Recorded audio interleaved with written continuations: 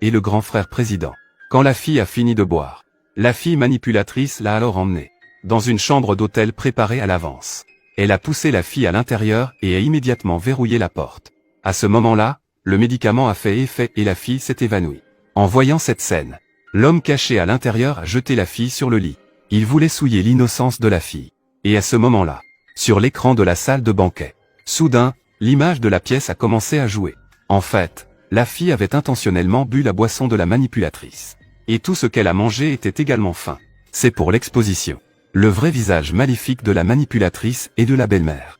Juste parce que la fille a été. Le père et la belle-mère ont été enfermés dans un hôpital psychiatrique pendant 3 ans. Maintenant, ils la sortent de l'hôpital psychiatrique. Ce n'est pas par remords qu'ils veulent compenser la fille.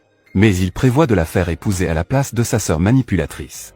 Un président handicapé. Pour obtenir en échange une dot exorbitante du président. Ignorant que leur plan astucieux est sur le point d'échouer. Car ils n'ont absolument pas réalisé que la naïveté de la fille n'est qu'un déguisement. En pensant que cela lui permettrait aussi d'échapper à la surveillance de sa belle-mère. La fille enfila alors une magnifique robe de mariée. Arrivée à la villa du président.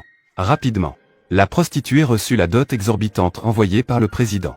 Mais ce à quoi il ne s'attendait pas, c'est que, sur le contrat de dot, le bénéficiaire était le nom de la fille. Cela signifie que seule la fille pouvait disposer de la dot. La manipulatrice réalisait que le canard rôti allait s'envoler. Appelle immédiatement le père dessus pour qu'il vienne à la villa du président. Cherche la fille dans la villa. Il découvre que le président n'est pas chez lui. Les trois se sont immédiatement fâchés. Dès qu'ils se sont rencontrés, ils ont donné une gifle à la fille, le menaçant de signer rapidement le cadeau de fiançailles. Signe le contrat de transfert pour moi. Il s'est avéré que je suis venu ici pour la dot. Guiwa dépense autant pour épouser une idiote comme moi. Dans les yeux de Seth, il y a vraiment quelque chose. En voyant plusieurs personnes arriver avec agressivité, la fille a immédiatement fait semblant d'être idiote à nouveau. Exprimer qu'il ne connaît pas les mots. Elle demande à la femme rusée ce qui est écrit là-dessus. Cependant, la femme rusée a directement pris le verre d'eau à côté d'elle. Je l'ai éclaboussé sur le visage de la fille. Menacer les filles de ne pas poser autant de questions absurdes. Dépêche-toi de signer le contrat. En disant cela, elle a repris le couteau à fruits à côté d'elle.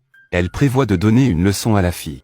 Cependant, à ce moment-là, le président est arrivé à temps en entendant le bruit. Que fais-tu, Saison J? Kinyan a toujours été un idiot depuis qu'il est petit. Nous avons peur qu'elle ne comprenne pas les règles en épousant la famille J. Et, nous faisons l'amour. Ils sont des maris séduisants. Ils veulent que Ranran signe. Pour que Ranran ne comprenne pas, il harcèle Ranran.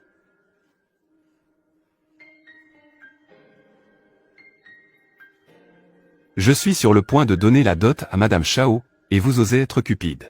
Non, non, non.